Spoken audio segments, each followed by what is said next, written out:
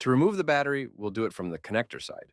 To open the covers, we'll use a flathead screwdriver as large as possible to press the tab. If the battery has already been opened before, it will be easier, otherwise, there might be silicone adhesive, and it may be a bit harder.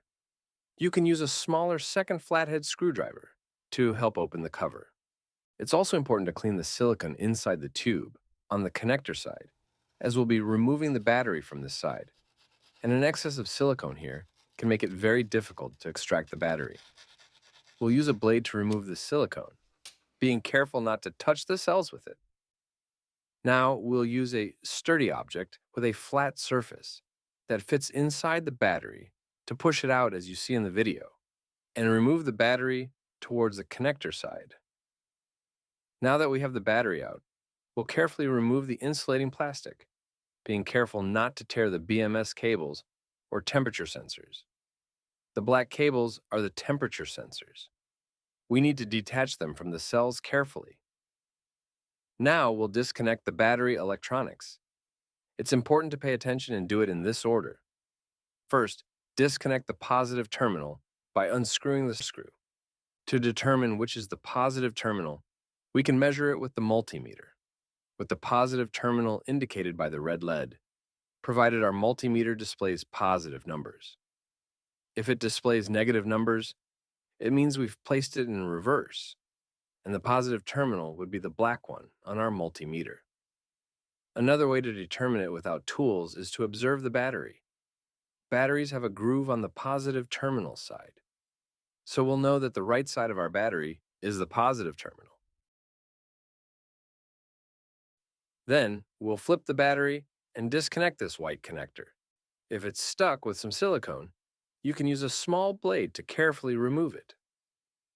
Pay special attention not to touch any metal parts of the motherboard or battery with any tool you're using. You could cause a short circuit that damages the electronics. Finally, disconnect the negative terminal. Now we can remove the electronics by removing these 4 screws.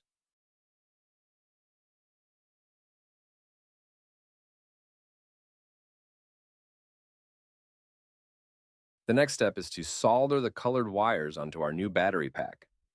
It's crucial to do this in the same order, so I recommend placing the new battery next to it and soldering the wires one by one to avoid confusion. We can also take a photo before starting for reference or consult this video. If you truly want to know the correct order, you'll need to look at the order of the cables in the connector.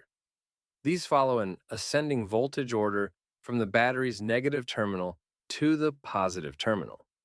On the right side, we can put the heat shrink tubing afterward, but on the left side, we must insert it before soldering the wires. Once soldered, we remove the old battery to a safe place. I recommend covering it with plastic to prevent accidents due to a short circuit. Now, we neatly secure the cables with tape and heat the shrink tubing. If we don't have these tools, we can use regular insulation tape. We are now ready to reattach the electronics onto the new battery module. Ensure that the screws fit into the holes of the black plastics before starting to screw them in. If the screws were to enter a cell by mistake, it could be very dangerous. Take your time to ensure they go where they should go, then tighten them completely.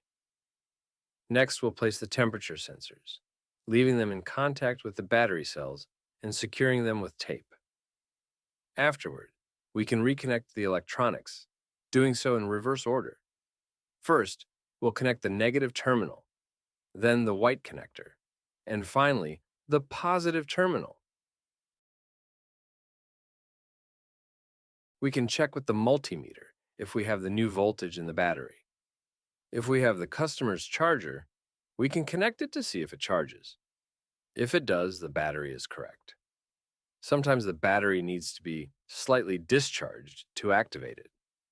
In that case, we'll connect it to the bike first and then check if it also charges. And that's it. Now we just need to cover it with its insulation, place it in the casing, paying attention to the covers to ensure they match the shape and direction of the aluminum tube, and we have the repaired battery,